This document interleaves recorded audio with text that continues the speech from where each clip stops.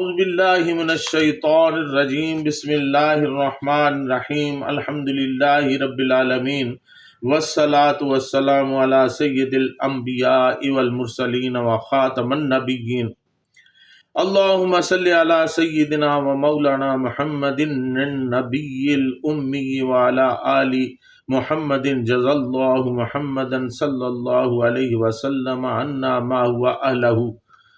معزز ناظرین، السلام علیکم ورحمۃ اللہ وبرکاتہ۔ جاذب پبلیکیشن میں خوش آمدید۔ میں محمد سے جاذب آپ کی خدمت میں حاضر ہوں۔ تعلیم القرآن کا سلسلہ جاری ہے اور میں آپ کی خدمت میں سورہ نساء کی تفصیلات و تشریحات کے ساتھ حاضر ہوں۔ آج کی نشست میں سورہ نساء کی آیت نمبر 23 شامل ہے۔ ارشاد باری تعالیٰ ہے، حرمت علیکم امہاتکم و بناتکم و اخواتکم و عماتکم و خالاتکم و بنات الاخی و بنات الاخت و امہاتکم اللاتی ارضعنکم و اخواتکم من الرضاعۃ و امہات نسائکم و ربابکم اللاتی فی حجورکم من نسائکم اللاتی دخلتم بہن فإن لم تکونوا دخلتم بہن فلا جناح علیکم وحلائل ابنائکم الذین من اصلابکم وان تجمعوا بین الاختین الا ما قد سلف ان اللہ کان غفورا رحیما۔ تم پر حرام کر دی گئی ہیں تمہاری مائیں اور تمہاری بیٹیاں اور تمہاری بہنیں اور تمہاری پھوپھیاں اور تمہاری خالائیں اور بھتیجیاں اور بھانجیاں اور تمہاری مائیں جنہوں نے تمہیں دودھ پلایا اور تمہاری بہنیں رضاعت سے جنہوں نے ایک ماں کا دودھ پیا اور تمہاری بیویوں کی مائیں اور تمہاری بیویوں کی بیٹیاں جو تمہاری گودوں میں پرورش پا رہی ہیں، ان بیویوں سے جن سے تم صحبت کر چکے ہو، اور اگر تم نے صحبت نہ کی ہو ان بیویوں سے تو تم پر کوئی حرج نہیں ہے ان کی بیٹیوں سے نکاح کرنے میں۔ اور حرام کر دی گئی ہیں تمہارے بیٹوں کی بیویاں جو تمہاری پشتوں میں سے ہیں، یعنی بہویں، اور یہ بھی حرام ہے کہ تم دو بہنوں کو ایک ساتھ جمع کرو، مگر جو گزر چکا ہے اس حکم کے آنے سے پہلے کوئی ایسا کر چکا ہو تو معاف ہے۔ یقیناً اللہ تعالیٰ بہت بخشنے والا اور بہت رحم کرنے والا ہے۔ ناظرین، حرمت سے کیا مراد ہے؟ لغوی اعتبار سے حرمت کا مادہ حرامہ ہے، یعنی حرامہ الشیء، اس سے کسی شے کو روک دینا، اس شے کو اس تک پہنچنے نہ دینا۔ لہٰذا ابن فارس رحمۃ اللہ علیہ نے لکھا ہے کہ اس کے بنیادی معنی شدت کے ساتھ روک دینے یا ممانعت کر دینے کے ہیں۔ الحرام تمام وہ چیزیں جن کی ممانعت کر دی گئی ہو، جن کے کرنے سے روک دیا گیا ہو، یہ الحلال ان کی ضد ہے، جس کے معنی ہے رسیاں کھول کر رکاوٹ اور بندش کو دور کر دینا۔ کھانے پینے کے علاوہ قرآن نے رشتے ناطے کے متعلق بھی بالتصریح بتا دیا ہے کہ کون سا رشتہ حلال ہے اور کون سا رشتہ حرام ہے۔ چنانچہ آیت مذکورہ میں حرام رشتوں کی فہرست بتا دی گئی ہے۔ حرمت کی قسمیں کیا کیا ہیں؟ ناظرین، یہاں ان عورتوں کا تفصیلاً ذکر ہے جن سے نکاح کرنا حرام ہے۔ یہ حرمت 3 طرح کی ہے۔ پہلی قسم حرمت نسبی کہلاتی ہے، اور دوسری حرمت رضاعت، اور تیسری حرمت مصاہرت۔ حرمت نسبی کے بارے میں ارشاد باری تعالیٰ ہے، حرمت علیکم امہاتکم و بناتکم و اخواتکم و عماتکم و خالاتکم و بنات الاخی و بنات الاخت، تم پر حرام کر دی گئی ہیں تمہاری مائیں اور تمہاری بیٹیاں اور تمہاری بہنیں اور تمہاری پھوپھیاں اور تمہاری خالائیں اور بھتیجیاں اور بھانجیاں۔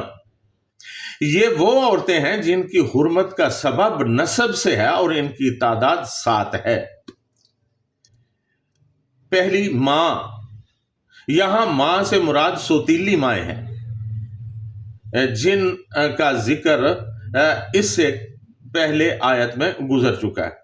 اس کے علاوہ اس میں دادی، نانی اور اس سے اوپر سب داخل ہے۔ دوسری بیٹی، اس میں پوتی، نواسی اور نیچے تک یہ سارے رشتے داخل ہیں۔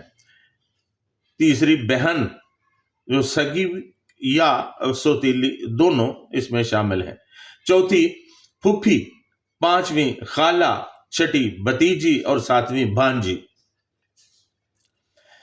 ناظرین، قاضی ثناء اللہ پانی پتی رحمۃ اللہ علیہ لکھتے ہیں کہ یہاں ماؤں سے مراد بالعموم مجاز مائیں ہیں۔ باپ، دادا یا ماں اور نانا اور نانی کی طرف سے تمام اصولی عورتیں جیسے ماں، دادی، پردادی، نانی، پرنانی وغیرہ۔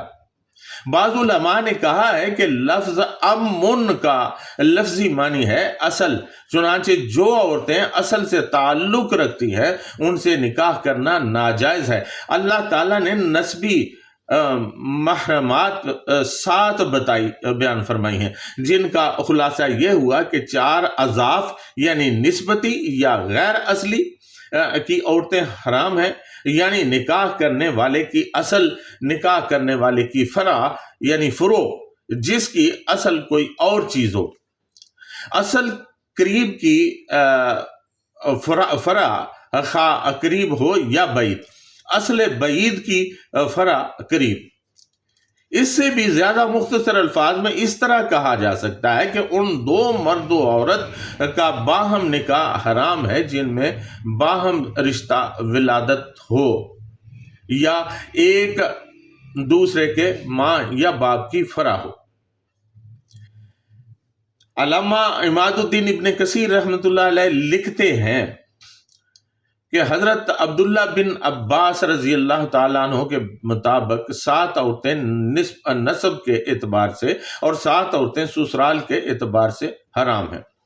اور پھر انہوں نے آیت مذکورہ تلاوت فرمائی۔ جمہور علماء نے یہاں سے استدلال کیا کہ زنا سے لڑکی پیدا ہوئی تو وہ زانی پر حرام ہے، یعنی زانی شخص اپنی اس بیٹی سے نکاح نہیں کر سکتا، کیونکہ یہاں بنات کا لفظ ہے جو کہ عام ہے، کیونکہ وہ بھی بیٹی ہے اور بیٹیاں حرام ہیں۔ یہ امام ابو حنیفہ رحمۃ اللہ علیہ، امام مالک رحمۃ اللہ علیہ اور امام احمد بن حنبل رحمۃ اللہ علیہ کا مذہب ہے۔ امام شافعی رحمۃ اللہ علیہ سے اس کی اباحت یعنی اجازت ہے۔ وہ فرماتے ہیں کہ وہ شرعی طور پر بیٹی نہیں ہے، پس جیسے ورثہ کے بارے میں حکم ہے کہ یہ بیٹی وراثت میں شامل نہیں، اسی طرح وہ آیت کی حرمت میں بھی داخل نہیں ہے۔ وَأُمَّهَاتُكُمُ اللَّاتِي أَرْضَعْنَكُمْ وَأَخَوَاتُكُم مِّنَ الرَّضَاعَةِ، اور تمہاری مائیں جنہوں نے تمہیں دودھ پلایا، اور تمہاری بہنیں رضاعت سے جنہوں نے ایک ماں کا دودھ پیا ہو۔ یہاں حرمت رضاعت ثابت ہوتی ہے، یعنی ان محرمات کا ذکر ہے جو رضاع کی وجہ سے حرام ہیں۔ حضرت عبداللہ بن عباس رضی اللہ تعالیٰ عنہ سے روایت ہے کہ رسول اللہ صلی اللہ علیہ وسلم نے ارشاد فرمایا، یحرم من الرضاع ما یحرم من النسب، یعنی جو رشتے نسب کی روح سے حرام ہیں وہی رضاعت کی وجہ سے حرام ہے۔ حضرت عقبہ بن حارث رضی اللہ تعالیٰ عنہ کہتے ہیں کہ میں نے اب وہاب بن عزیز رضی اللہ تعالیٰ عنہ کی بیٹی سے نکاح کیا، پھر ایک عورت آئی اور کہنے لگی، میں نے عقبہ اور اس کی بیوی کو دودھ پلایا ہے۔ میں نے اسے کہا، میں تو نہیں سمجھتا کہ تو نے مجھے دودھ پلایا ہے، نہ ہی تو نے مجھے کبھی بتایا۔ پھر میں سوار ہو کر مدینہ طیبہ آقا صلی اللہ علیہ وسلم کی خدمت میں حاضر ہوا اور پوچھا تو آپ نے فرمایا، اب یہ نکاح کیسے رہ سکتا ہے جبکہ ایسی بات کہی گئی ہے؟ چنانچہ میں نے اسے چھوڑ دیا اور کسی دوسری سے نکاح کر لیا۔ حضرت عائشہ صدیقہ رضی اللہ تعالیٰ عنہا فرماتی ہیں کہ ابو قیس کا بھائی افلاح میرا رضائی چچا تھا، وہ میرے ہاں آیا اور اندر آنے کی اجازت چاہی۔ یہ واقعہ پردے کا حکم آنے کے بعد کا ہے، لہٰذا میں نے اسے اجازت نہ دی۔ پھر جب رسول اللہ صلی اللہ علیہ وسلم آئے تو میں نے آپ صلی اللہ علیہ وسلم سے بیان کیا، آپ صلی اللہ علیہ وسلم نے مجھے حکم دیا کہ میں اسے اندر آنے کی اجازت دے دوں۔ ناظرین، اس سلسلہ میں تفصیلی احکام سورہ بقرہ آیت نمبر 233 کی تشریح کے سلسلہ میں گزر چکے ہیں، تاہم یہاں پر چند احادیث آپ کی خدمت میں پیش کرتا ہوں۔ حضرت عائشہ صدیقہ رضی اللہ تعالیٰ عنہ فرماتی ہیں کہ آپ صلی اللہ علیہ وسلم نے فرمایا، رضاعت وہی ہے جو کم سنی میں بھوک بند کر دے۔ دوسرے نمبر پر حضرت عائشہ صدیقہ رضی اللہ تعالیٰ عنہ فرماتی ہیں کہ آپ صلی اللہ علیہ وسلم نے فرمایا، ایک بار یا دو بار دودھ چوسنے سے رضاعت ثابت نہیں ہوتی۔ پھر ترمذی شریف کی ایک حدیث کے مطابق حضرت عائشہ صدیقہ رضی اللہ تعالیٰ عنہ فرماتی ہیں کہ قرآن میں ایک آیت اتری تھی، 10 رضعات معلومات، یعنی 10 بار دودھ چوسنے سے حرمت رضاعت ثابت ہوتی ہے۔ پھر وہ آیت منسوخ ہو گئی اور 5 بار کا حکم باقی رہا، اور یہی حکم آپ صلی اللہ علیہ وسلم کی وفات تک رہا، اور اسی کے مطابق حضرت عائشہ صدیقہ رضی اللہ تعالی عنہ فتویٰ دیا کرتی تھی۔ ناظرین، اس کے بعد حرمت مساہرت کیا ہے، اور بیٹوں کی بیویوں کے ساتھ نکاح کرنے کے سلسلہ میں حرمت کا کیا حکم ہے، متبنہ کی بیوہ یعنی مطلقہ سے نکاح کیسا ہے، 2 بہنوں کو ایک ساتھ ایک نکاح میں جمع کرنے کا کیا حکم ہے۔ ناظرین، یہ سب کچھ ان موضوعات پر انشاءاللہ العزیز آئندہ نشست میں بات ہوگی۔ تب تک کے لیے آپ سے اجازت چاہوں گا، وما علینا الا البلاغ المبین۔